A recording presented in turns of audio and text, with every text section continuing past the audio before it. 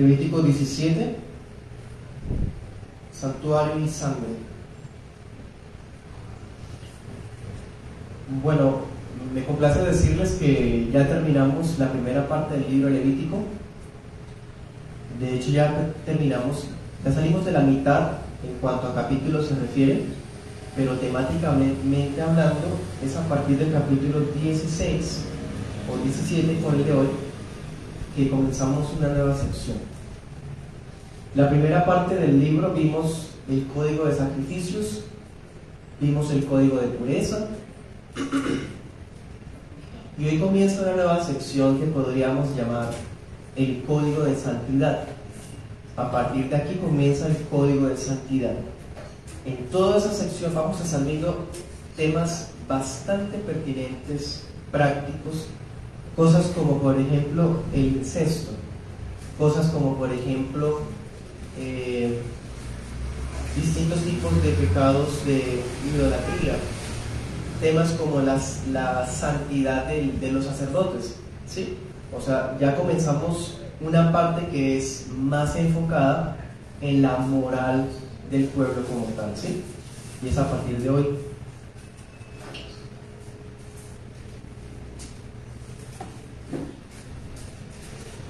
Pero antes de desarrollar la moral individual, el Señor dirige su palabra a Moisés para hablarle. Leamos los versículos unidos. Dice: el Señor habló a Moisés diciendo: habla a Aarón y a sus hijos y a todos los hijos de Israel y diles que esto es lo que ha mandado el Señor, ¿sí? O sea, esto va a estar relacionado, o se lo da Dios a Moisés para que se lo comunique a Aarón, a los sacerdotes y a los israelitas, y va a estar relacionado con la centralidad del santuario y del sacerdocio. Es muy llamativo porque si hoy comenzamos el código de santidad, que arranca desde el 17, en la segunda parte del Levítico, entonces el hecho de que comience con ese tema significa que la vida espiritual de Israel giraba alrededor del lugar de reunión, ¿sí? Es una religión que giraba alrededor del templo, de lo que ocurría ahí, de la adoración que se celebraba ahí, de los sacerdotes, ¿sí? Entonces prácticamente está queriendo decir el Señor que el pueblo no podía vivir su devoción privada si no celebraba su devoción pública, ¿sí? No podía nadie adorar a Dios de manera verdadera, genuina, si no participaba del santuario y del uso autorizado de la sangre. Bueno, estaremos viendo entonces el tema en dos puntos. El primer punto veremos exclusividad del tabernáculo y del sacerdocio, podríamos incluir ahí también versículos del 1 al 9, y la segunda parte veremos la centralidad de la sangre y cómo se usaba la sangre en el culto, ¿sí? Que es del 9 al 16, del 10 al 16. ¿Bien? Comencemos. Leamos versículos 3 al 4. Primer punto. Cualquier hombre de la casa de Israel que dentro o fuera del campamento degüelle una vaca, un cordero o una cabra y no lo traiga a la entrada del tabernáculo de reunión para ofrecerlo como sacrificio al Señor delante del tabernáculo del Señor, este hombre será considerado reo de sangre. Derramó sangre, ese hombre será excluido de su pueblo. Bien, esa norma refiere a que mientras los israelitas estuvieran en el desierto, y claro, acuérdense que ellos tienen el tabernáculo cerca, relativamente cerca, entonces mientras ellos estuvieran en el desierto, cualquiera que sacrificaba un buey, un cordero o una cabra, así fuera para la comida, tenía que llevarlo al tabernáculo y usarlo como una especie de sacrificio de paz. Lo veremos más adelante. Acuérdense que en los tipos de sacrificios que vimos, el sacrificio de paz era el que se podía compartir con otros.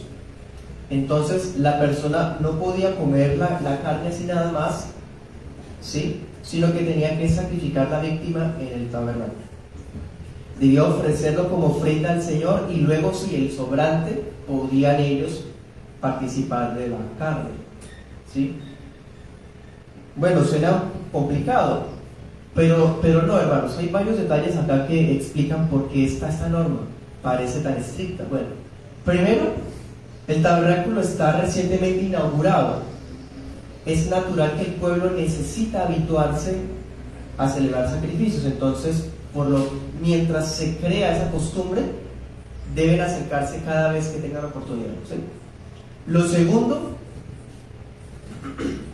es que el sacerdocio también se está entrenando, es nuevo en sus oficios. Y acuérdense que el sacerdote era el principal beneficiario de las carnes y harinas que se llevaban. Entonces también una manera de que el pueblo empezara a acostumbrarse a participar a los sacerdotes, entre otras razones que estaremos viendo seguidamente. Si alguien sacrificaba uno de esos animales, o sea, para comer un día común y corriente, pero no llevaba la sangre al tabernáculo, la persona era culpada de derramar sangre ilegítimamente, o sea, prácticamente como acusada de homicidio. Y dice el Señor, será cortado de entre su pueblo, o sea, prácticamente hay pena de muerte para el que no cumpliera esto.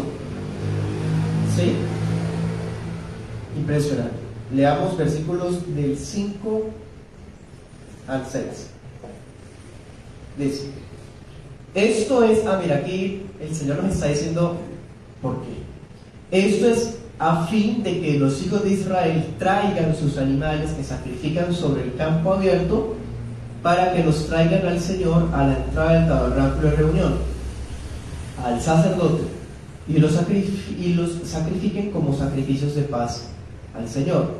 El sacerdote esparcirá la sangre sobre el altar del Señor a la entrada del tabernáculo de reunión y hará arder el cebo como grato olor al Señor. ¿Sí? Entonces, dense cuenta, el propósito textual de este mandamiento, como les decía, es habituar a los israelitas a llevar sus sacrificios al tabernáculo, porque es que antes hacían sus sacrificios a campo abierto, ¿sí? Como si fuera una actividad común y corriente. Entonces el propósito de esto es que ellos empezaran a acercarse solamente al tabernáculo. Algunos comentaristas piensan que aquí se hace referencia a una costumbre pagana que se hacía en Egipto. Parece ser que los egipcios sacrificaban al campo abierto.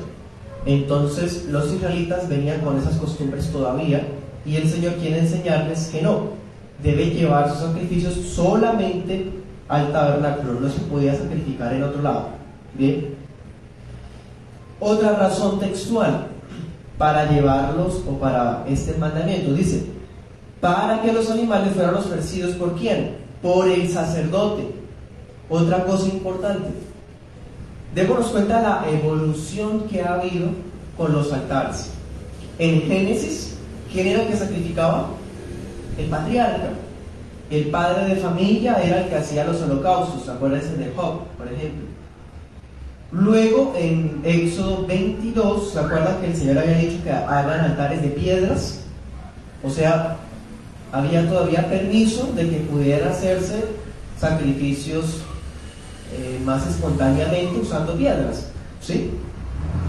Pero a partir de que se construye el tabernáculo y ya existe un altar de bronce para ese fin, entonces se prohíbe absolutamente hacer esos sacrificios de esas maneras antiguas, y ahora solamente se puede hacer ahí en el altar de bronce y por la mano del sacerdote ordenado, que era Aarón. ¿Qué dice el versículo 6? Precisamente, el sacerdote era el único designado por Dios para esparcir la sangre y para quemar la grasa sobre el altar. Bien, cito a Vicky, abro comillas. El culto centralizado era una salvaguarda contra la imitación de las prácticas paganas y contra el tratar de eludir al mediador elegido. Cierro comillas. ¿Sí? Es cierto. Si la adoración giraba alrededor del tabernáculo, ¿eso qué hacía? o qué pretendía, cuidar a los israelitas de remedar costumbres de otras naciones, ¿sí? Y por otro lado, que todo lo que ellos quisieran hacer tenía que pasar por mano del mediador, que era Aarón, como sacerdote. No podían saltarse el mediador, como hoy día nadie puede saltarse al mediador, ¿sí? Leamos el versículo 7. Este es más directo para que se den cuenta lo que hay detrás, ¿no? Dice: así nunca más ofrecerán sus sacrificios a los demonios, tras los cuales se han prostituido. Esto será para ellos quienes, los israelitas, un estatuto perpetuo a través de sus generaciones. Entonces, dense cuenta, todas las leyes que Dios dictaminaba tenían una finalidad. Y aquí ya nos está diciendo las finalidades, que hasta este punto van 3. Primero, habituar al israelita a que su culto y su religión giraba alrededor del tabernáculo. Segundo, que toda su adoración tenía que pasar por mano del mediador escogido, que era Aarón. Y tercero, esto: guardarlos de los sacrificios a los demonios.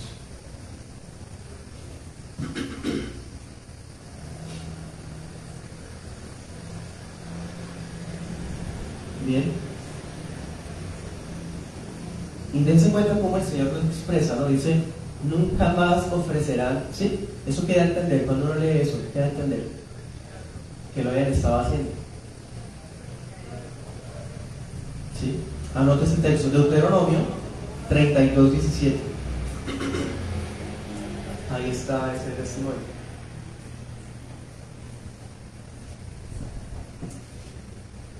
Los israelitas habían estado sacrificando a demonios, y eso es muy impresionante porque se supone que ellos son el pueblo de Dios. Pues dense cuenta, eso nunca ha sido así. No todo el que es de Israel es israelita. Siempre ha sido así. Una prueba de eso, lo que recientemente había pasado con el becerro de oro. Lo del becerro de oro no era simplemente la estatuilla ahí representando a Dios, era esto, sacrificando a los demonios. Y en el Nuevo Testamento esto sigue vigente. 1 Corintios 10:20. Dice, ¿se acuerdan? Lo que los gentiles, o sea, los incrédulos, los inconversos, lo que los gentiles sacrifican, lo sacrifican a los demonios, no a Dios. Y yo no quiero que ustedes participen con los demonios, ¿sí? Toda adoración que realiza alguien que no ha nacido de nuevo, que no conoce a Cristo, no está dirigida a Dios, está dirigida a los demonios. Pero si la persona tiene en mente al Señor, ¿acaso eso no lo tiene en cuenta? Bueno, en Éxodo, cuando ellos estaban adorando el becerro, ellos estaban pensando en Dios, no estaban pensando en una vaca. Así que no es tenido en cuenta. Porque es que la adoración tiene que pasar por esto: la exclusividad del santuario y el uso de la sangre. En este caso, ¿qué sería el santuario? El mediador, ¿sí? El lugar de reunión, y la sangre, que es lo que Cristo hizo. Fuera de eso no hay verdadera adoración. Sigamos adelante, versículos 8 y 9. Dice: les dirás también que cualquier hombre de la casa de Israel o de los extranjeros que habitan entre ellos, que ofrezca holocausto o sacrificio y no lo traigan a la entrada del tabernáculo de reunión para ofrecerlo al Señor, tal hombre será excluido de entre su pueblo. Esta norma es tan seria que ni siquiera los extranjeros podían sacrificar, por decir algo, a sus propios dioses. No. Mientras ellos estuvieran con los israelitas, incluso ellos estaban obligados a ofrecer sus sacrificios y holocaustos en el tabernáculo, so pena de ser cortados. Esa expresión cortados refiere a un juicio de Dios mortal, ¿sí? Cualquiera que sea. Bueno, Retroalimentemos. El Señor le dice a Moisés que le comunique a Aarón, a los sacerdotes y a los israelitas que cada vez que mataran un animal para comérselo, fuera un toro, una cabra o un cordero, debían llevarlo al tabernáculo, ¿sí? Y luego sí participar de la carne, para que el israelita se habituara a traer los animales allá, no sacrificarlos por fuera, y para que fuera el sacerdote el que esparciera la sangre sobre el altar. Hacerlo de otra manera era adorar a los demonios, porque ya Dios está dando una orden explícita. ¿Bien? Ya. Eso es el resumen de lo que hemos visto. Y ahora se incluye a los extranjeros. Pero tengamos en cuenta algo. Cuando recién empezamos, ¿qué les dije? Que eso aplicaba ¿cuándo? ¿Hasta cuándo? ¿O mientras qué? Mientras estuvieran en el desierto. Porque resulta que en Deuteronomio 12:15, anótelo o si quiere leamos, en Deuteronomio 12:15 ya dice que cuando ellos llegaran a la tierra prometida, ya no tenían que ir hasta el tabernáculo cada vez que quisieran comer carne. No. Y tiene sentido, hermanos, porque es que en el desierto ellos están en un campamento construido alrededor del tabernáculo, o sea, el tabernáculo está relativamente cerca. Pero cuando llegaron a la tierra prometida, el tabernáculo les iba a quedar lejísimos, porque ya tienen un país entero, las tribus, por ejemplo, Dan o Neftalí, que quedaban al norte, o Rubén y Gad, que quedaban pasando el Jordán, ¿sí? Entonces cada vez que quisieran comer carne, ir hasta allá era poco práctico, ¿sí? Entonces, dense cuenta, esto solo aplicaba en el desierto. ¿Bien? Ya cuando quisiera comer carne en la tierra prometida, ya no tenía que ir hasta el tabernáculo. Pero entonces tenemos un problema. Ahorita decía que era perpetuo, ¿se acuerdan? Entonces, dense cuenta, eso ya lo hablamos una vez. Cuando Dios dice perpetuo, es como si Él dijera hasta que yo diga. ¿Sí? El Dios legislador que dice perpetuo es el que dice hasta cuándo ya deja de serlo. Entonces, aquí cuando dice perpetuo, da a entender que dice por sus generaciones. Claro, ellos, y como ellos no pudieron entrar a la tierra prometida, la siguiente generación, hasta ahí fue perpetuo. No podía sobresaltarse o saltarse de esa norma. Bien. Entonces, ¿qué sería lo único que es perpetuo todavía?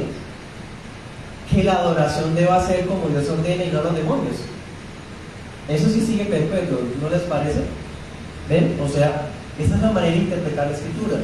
Por un lado, tener en cuenta el contexto sociocultural, y por otro lado, extrayendo los principios que pueden aplicarse a nuestra moral de hoy. Y es esto: cuando queremos nosotros comer carne, no tenemos que hacer ritos o esas cosas. Pero si queremos adorar al Señor, eso sí sigue vigente. Porque si adoramos al Señor de una manera por fuera de lo que Él ordena, es una adoración dirigida a los demonios. ¿Bien? Eso sí está vigente.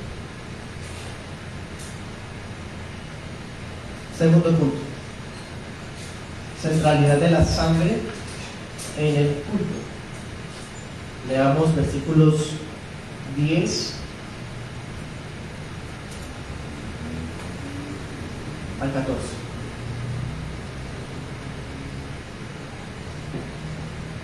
Dice: si alguna persona de la casa de Israel o de los extranjeros que habitan entre ustedes come cualquier sangre, pondré mi rostro contra la persona que coma la sangre y la excluiré de entre su pueblo, porque la vida del cuerpo está en la sangre, la cual yo les he dado sobre el altar para hacer expiación de sus personas, porque es la sangre la que hace expiación por la persona. Por tanto, he dicho a los hijos de Israel, ninguna persona de que ustedes comerá sangre, tampoco comerá sangre el extranjero que habita entre ustedes. Si alguna persona de los hijos de Israel o de los extranjeros que habitan entre ustedes caza un animal o un ave que se pueda comer, derramará su sangre y la cubrirá con tierra, porque la vida de toda carne es su sangre. Por eso he dicho a los hijos de Israel, no comerán la sangre de ninguna carne, porque la vida de toda carne es su sangre. Todo el que la coma será excluido. Bien, esas cosas ya las hemos hablado antes, pero dense cuenta cómo están conectadas, ¿no? Hay un santuario que es exclusivo, y junto a ese tema se habla de la sangre, porque la religión judía y ahora la cristiana son religiones de sangre. Fuera de sangre no hay adoración. En el caso de nosotros como cristianos, fuera de la sangre de Jesucristo no hay adoración. Somos una religión de sangre, ¿sí? Porque está inevitablemente asociado, conectado, no puede separarse. Adorar a Dios en el lugar ordenado, ¿sí?, con los medios ordenados. De hecho, ahí decía, cualquier persona, fuera nacional o extranjero, que comiera sangre, ¿qué dice? Yo pondré mi rostro contra ella y la cortaré. Es una expresión muy fuerte, anota ese pasaje, 7:26 y 19:26. No podía comerse ninguna sangre. ¿Por qué? ¿Qué decía el texto? Porque yo se las he dado para hacer expiación por sus almas. ¿En dónde? En el altar. ¿Ven? Otra vez el tema de la exclusividad del santuario. ¿Y para qué era que servía? Para expiación. ¿Qué es expiación? Cuando un inocente me sustituye a mí, que yo soy culpable, y ese inocente da su vida por mí. Eso es expiación. Entonces la sangre del que muere en mi lugar me limpia de mi culpa, porque ya hubo pago, muerte. Dios no puede perdonar el pecado porque sí. Dios no dice, bueno, yo lo disculpo y ya, dejemos así. No. Si Dios hiciera eso, sería un juez corrupto, no sería santo, sería impío. Cada vez que alguien peca, tiene alguien que morir, porque la paga del pecado es la muerte, Romanos 6:23, ¿sí? Entonces por eso dice expiación. La única manera de acercarnos a Dios es por expiación. Alguien tiene que morir. Bueno, y no porque imitemos el paganismo del Islam, que piensan que suicidándose le dan gloria a su Dios falso. En ninguna manera. Lo que queremos decir es que todos los seres humanos son pecadores y son dignos de muerte. Así que para que puedan relacionarse con Dios, alguien debe morir en lugar de ellos, no en un suicidio o haciendo una superobra para morir haciéndola. No, es alguien que sea perfecto y santo.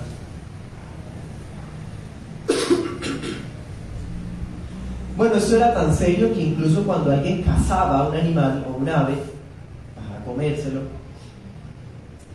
debía derramar la sangre, o sea, desangrar el animal, y que la sangre cayera al suelo como si fuera agua, y luego cubrir la sangre con la tierra, ¿sí?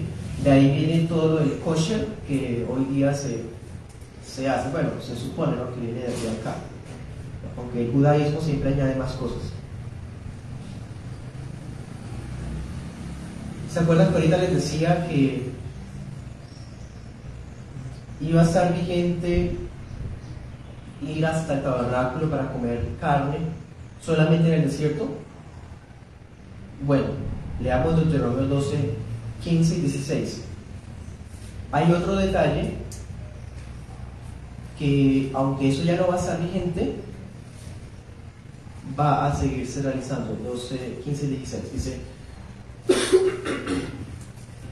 dice, en todas tus ciudades, o sea, cuando entren a la tierra prometida, podrás matar y comer carne con todo tu apetito, según te haya bendecido el Señor tu Dios. Amén. El Señor, de hecho, nos dice que comamos carne y no como el paganismo que quiere imponernos, el veganismo o las dietas vegetarianas, ¿no? No, el Señor dice, comeremos, ¿cierto? Hasta con apetito, porque el Señor nos ha bendecido. Sigamos. Tanto el que está impuro como el que está puro la podrán comer, dense cuenta. Como si se tratara de una gacela o de un venado, animales que eran puros que se podían comer. ¿Qué dice? Solo que no comerán la sangre. Ah, bueno, o sea, ya se podía comer la carne cuando quisiera uno, o los israelitas, pero lo de la sangre sí no podía, porque eso era perpetuo. ¿Qué más dice? La derramarán sobre la tierra como agua. ¿Ven? Entonces sigamos con el texto de ahorita. ¿Se da cuenta? Entonces eso sí seguiría vigente cuando entraran a la tierra prometida. No podían comer ni la sangre y de todas formas debían cubrirla.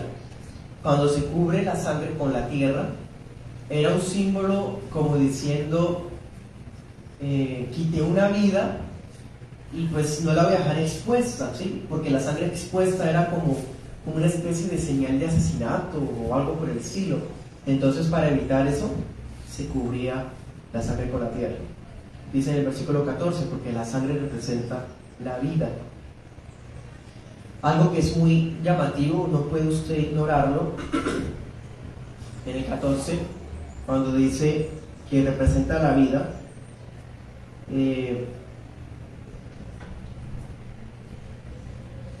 bueno, el versículo 14, hay algunas sectas que hacen demasiado énfasis en esto, al punto hasta de prohibir transfusiones de sangre y demás.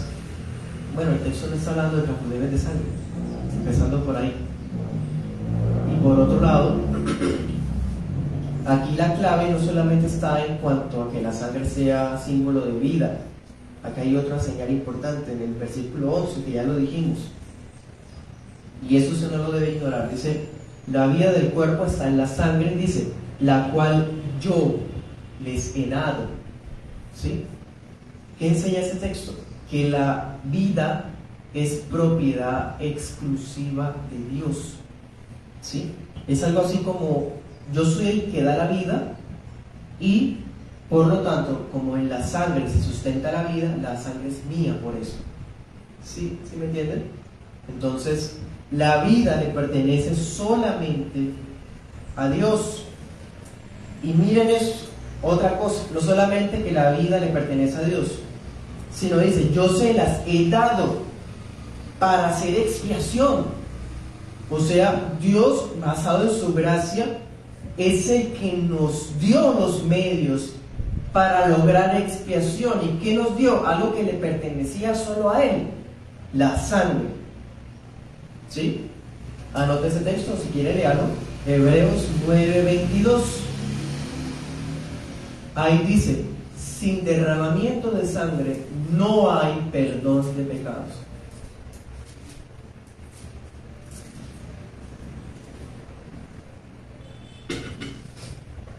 Bueno,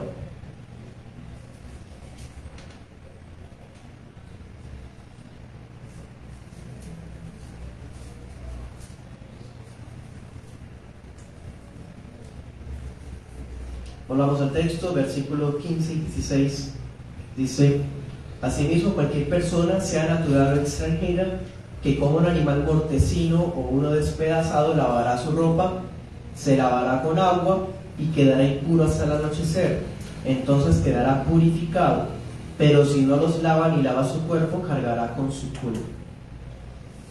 Bueno, si leemos ese texto así como está y lo aplicas y se aplicara literalmente, habría un inconveniente parecido al que hubo ahorita con el de la perpetuidad. Revise este 7:24. Eso ya se había hablado, el tema de comer mortecino. ¿Se acuerdan que decía? Que no se podía comer en ningún caso. Se podía usar esa carne o esa grasa para otras cosas, pero comerla no. Ahora, si leemos el que estamos leyendo hoy, pareciera que ahora sí se estuviera permitiendo, ¿cierto? Ahora miremos otro, 22:8.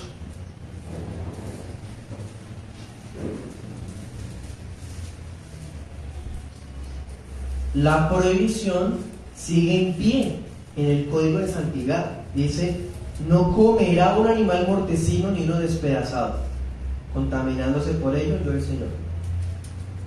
Entonces, ¿qué pasa? Si el versículo que estamos leyendo hoy está diciendo que cualquiera que coma un mortecino, pues simplemente se lava, que quedará inmundo, ¿cierto? O sea, da a entender como si en ese texto no fuera tan estricto como en los otros. Pues hermanos, solamente hay una solución a este inconveniente aparente. El tema de la inerrancia de las Escrituras nos ayuda a entender que no hay contradicciones, sino que debe interpretarse con armonía. ¿Y cuál es la armonía? Que esta prohibición de comer sangre implicaba hasta la dieta alimenticia. Claro, si alguien se encuentra un animal mortecino y de todas formas se lo quiere comer, pues es muy seguro que no se haya desangrado como era, ¿no? Acuérdense que desangrarse era derramarlo como agua, la sangre, y cubrirla con tierra. Pues un animal muerto por enfermedad o matado por otro, pues es difícil que haya muerto desangrado, ¿no? Entonces, aquí lo que está pensando es en alguien que comió esto en ignorancia, ¿sí? No sabía que era animal mortecino, no sabía que era un animal despedazado por las fieras. Se lo comió y después se enteró, ¿sí? Quizás cuando estaba comiendo la carne, vio la carne en un estado de coagulación o de mal estado que le hizo dar a entender que el animal no había quedado bien preparado, ¿sí? Entonces, ¿qué hacía? Lavaba sus ropas, se bañaba completamente y quedaba impuro hasta la noche. Bien, esa es la solución para este pasaje, ¿sí? De lo contrario, si no cumplía ese ritual de bañarse, de purificarse, habiéndose enterado que era mortecino o que había sido despedazado por fiera, entonces, ¿qué dice? Llevará su iniquidad. Algo que también ya hemos visto, anota el texto, Números 19:20.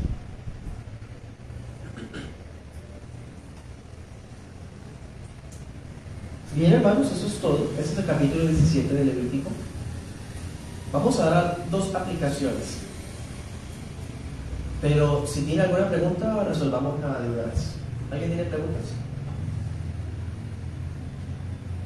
Pastor, así como digamos en el texto acá de Levítico nos dice que si había un extranjero en casa, él no podía sacrificar de la manera que él quisiera a Dios. Si un israelita era extranjero en otro lado y él quisiera hacer lo que el Señor le demandara en una casa cuando él fuese extranjero y esa persona que le pidiera, él tampoco debía respetar eso, ¿verdad? ¿Me hago entender? Bueno, en el caso del israelita que está en el extranjero, él debe someterse a la ley de ese país en lo normal, sí, en lo legal. Sin embargo,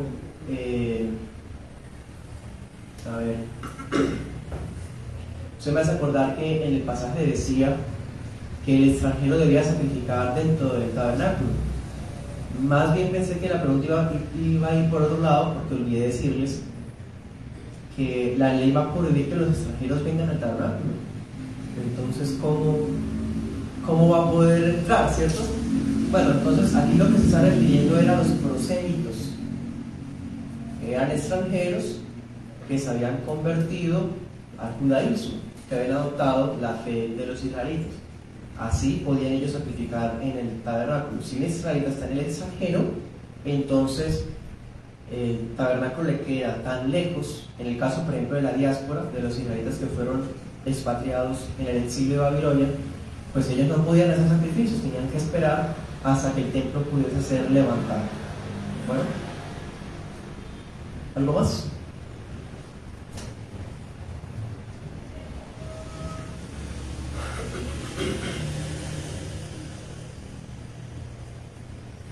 Hermano, es que me quedó una duda.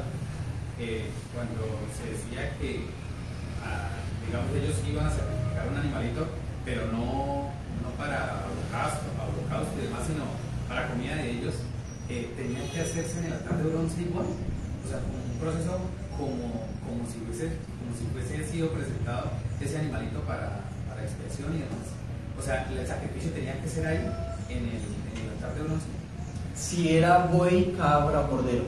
Sí. Mientras estuvieran en el desierto.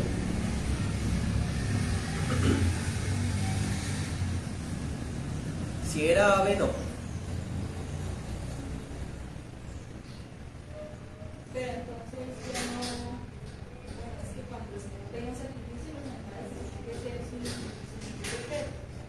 Y de pronto la familia quería comerse ese animal que era un defecto. Buena pregunta. Acuérdense en una ocasión cuando vinieron los 3 varones y visitaron a Abraham. ¿Se acuerdan? El Señor, Abraham ordenó a su esposa sacrificar un animal para darles a ellos de comer, ¿se acuerdan?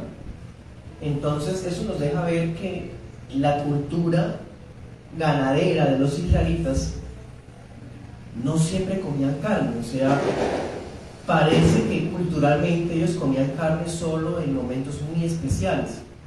Por ejemplo, visitas, en este caso, el caso de Génesis, ¿sí? Eso nos lleva a inferir algo. Siempre que vamos a atender a una visita, y más en ese momento, buscábamos el mejor animal. Por lo tanto, era impensable que el padre de familia sacrificara el animal más feo, enfermo, ¿sí?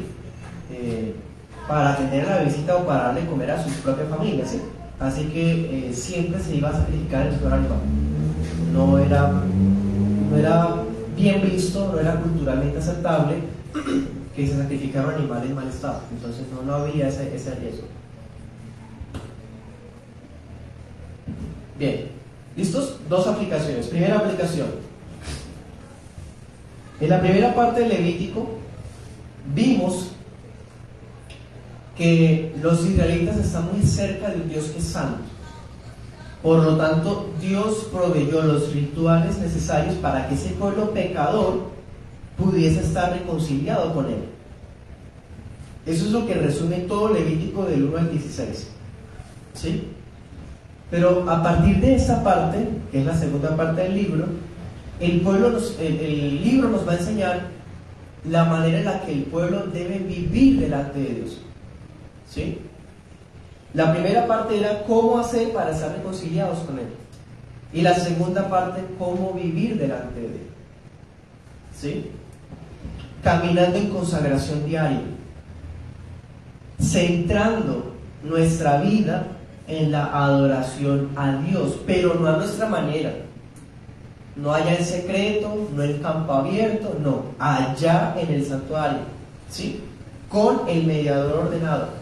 Con los medios ordenados, la sangre, sacrificios de paz, ¿sí? Nadie podía hacer sacrificios por fuera del tabernáculo, así como tampoco nadie podía consumir sangre, ¿sí? Porque aparte del sistema arónico, o sea, de Aarón, no había manera de acercarse a Dios. Esa era la única. Porque Dios mismo la proveyó. ¿Qué dice? Yo mismo se las he dado, ¿sí? Eso es una gracia de Dios, que tan siquiera nos dé un solo camino. Al mundo le molesta que el cristianismo diga que fuera del cristianismo no hay salvación. Al mundo le molesta eso, esa exclusividad, ese exclusivismo que tiene la religión cristiana. Pero es que es inevitable. Dios no está obligado en ofrecer vías para que nadie llegue a Él. Por mera gracia quiso proveer una. Y Cristo dijo, yo soy el camino, la verdad y la vida. Entonces, si Dios provee un solo camino, y es el que Dios dice, ¿por qué todavía el mundo insiste en irse por otras vías? Por otras sendas alternas, otros caminos. Porque es rebelde. Y por más de que quiera buscar de su manera, no va a poder llegar porque hay un solo camino establecido. Bien, Cristo como mediador, la sangre de su sacrificio, ¿sí? Por fuera de eso no hay manera. Ellos tenían el tabernáculo. ¿Qué tenemos nosotros hoy? La iglesia local. Nosotros tenemos la iglesia local, ¿sí? Hay diferencias en cuanto al tabernáculo y la iglesia, por supuesto, pero si quisiéramos hacer una comparación, quizás lo más cercano que tenemos nosotros hoy es la iglesia local, ¿sí? En el sentido de que nuestra adoración no puede ser individualista. La adoración en el Nuevo Testamento no es individualista, o sea, podemos adorar encerrados en nuestro cuarto, como dice Mateo, orando en privado, ¿cierto? Postrándonos o orando por nuestros hogares, sí, pero la mayor parte de la vida de adoración del Nuevo Testamento es colectiva, es congregacional. Por lo tanto, la adoración sigue siendo centrada ya no tanto en un sitio específico, sino con una comunidad. ¿Bien? La adoración nunca es anárquica, desordenada, ni manera. Siempre es como Dios la manda. Y la fe cristiana, ¿cómo es? Es una fe congregacional. La fe sin iglesia es una cosa extraña, no es una adoración vana realmente. Segunda aplicación: ¿por qué no se podía comer sangre? Lo hemos dicho muchas veces en este capítulo y en otras enseñanzas anteriores. Porque la sangre se usaba sobre el altar para hacer expiación por las almas, ya que la sangre representaba vida. La manera de que alguien pudiera ser perdonado era por la vida de otro. Así que la prohibición de comer sangre se sustentaba sobre estas tres razones. Les pregunto, ¿esas tres razones ya se cumplieron en Cristo, sí o no? Sí. Por lo tanto, insistir en que esa prohibición está vigente, hermanos, es problemática y por otro lado, necia. Ya esto se ha cumplido en la obra redentora de Cristo, ¿sí? La aplicación moral vigente para nosotros hoy, ¿cuál sería? No es tanto ya no comer sangre. Bueno, el tema ya lo hemos hablado antes. Alguno va a poder decir, no, pero en Hechos dicen 2 veces que no podrán comer sangre. Bueno, ahí está hablando en temas culturales, porque la iglesia estaba compuesta de judíos y gentiles, ¿sí? Para el judío era más difícil de aceptar estas cosas nuevas que para el gentil. El gentil éramos como nosotros, no judíos. Entonces ellos comían sangre y los judíos no. Entonces se da esa recomendación de que no coman sangre para que no hubiese conflictos entre ellos, culturales, ¿cierto? Pero eso con el tiempo fue desapareciendo, porque ya la iglesia dejó de ser judía y ahora la iglesia es como nosotros, somos gentiles y judíos reunidos, ya no hay diferencias culturales o étnicas, entonces eso ya dejó de estar en pie. Así que si dijéramos que eso está vigente, Levítico 17, ¿cómo lo aplicaríamos? Ya no en un sentido literalista de tener que comer carne sacrificándola en un cierto lugar o no comer sangre nunca. No, aquí la aplicación tiene que ver con que nos demos cuenta de que la única manera de podernos acercar a Dios, necesitamos ser rociados con la sangre de Jesús. No hay manera de acercarnos al tabernáculo celestial, a orar de verdad con el Padre Celestial, si no es por medio del mediador, que es Jesucristo. Esa sí es la aplicación. Y por el contrario, antes no se podía comer la sangre, pero en Juan capítulo 6 el Señor dice: coman mi carne, beban mi sangre. Y lo dice de esa manera, ¿por qué? Porque antes la sangre me da expiación, ¿cierto? Ahora la sangre de Cristo me da reconciliación delante de Dios. Si bebemos de la sangre de Cristo, espiritualmente hablando, por supuesto, ¿qué tenemos? Vida eterna. Eso lo dice el Señor muchas veces en el Evangelio de Juan, ¿sí? Y aquí a propósito abro un paréntesis y con eso termino. De todas formas, hermanos, la sangre no es algo que se deba despilfarrar, ¿saben? Ciertamente ya no hay altar, ya la expiación de nuestras almas ya se cumplió, pero no significa entonces que podemos matar animales porque sí. O sea, como un juego, como entretenimiento. Eso lo hace el mundo. O sea, no podemos tratar la vida como algo despilfarrable, ¿cierto? Así que en ese sentido, ¿no deberíamos nosotros como cristianos considerar como inmoral las corridas de toros? ¿O las torerías? ¿Las peleas de gallos? ¿Las peleas de perros?